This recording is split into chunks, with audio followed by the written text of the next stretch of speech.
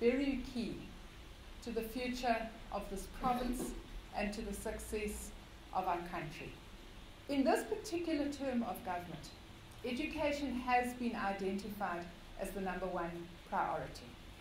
We've got over 2,000 grade R practitioners in training, because what we want to be able to do is make sure that by the time children come into grade 1, they've actually been in situations where they are learning colours and shapes and numbers and letters and things like that.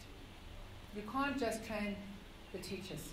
You've got to train school managers to do what school managers are supposed to do. What we've been helping our school managers to understand is what they've got to manage is the rollout of the curriculum. So we have developed what we call milestones. For every subject, for every grade, where do you need to be in the curriculum? Because one of the things the education roadmap, that document that the DBSA developed, says that in our underperforming schools, every year we only teach 60% of the curriculum. So what it means is your learners have compounded backlogs by the time they get to matric from every grade where they've only done 60% of the curriculum. So school managers must manage the rollout of the curriculum, and they must know where are their teachers in each and every subject on each and every day, according to the milestones. And GDE has this wonderful thing that every time before you teach, you must submit your lesson plan for tomorrow's lesson. Some people are really good educators. Doesn't mean that they can develop training material and educational material. It doesn't mean that they can develop assessments. It doesn't mean that they necessarily have that abstract understanding of what all the building blocks of the curriculum are so that they assess evenly. So we said, well, let's develop standard lesson plans for every subject.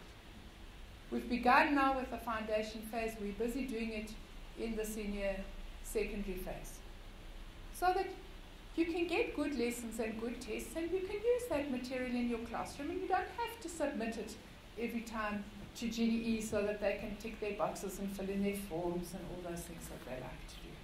Now, support to learners. Last year, you know, there was the public sector strike, and there was the World Cup. And we were very worried because it was very clear that education was going to more or less end in May last year. And by the time everybody, recovered from the celebrations, it would be time to write matric. So what we then did was we then said, okay, let's develop these matric camps.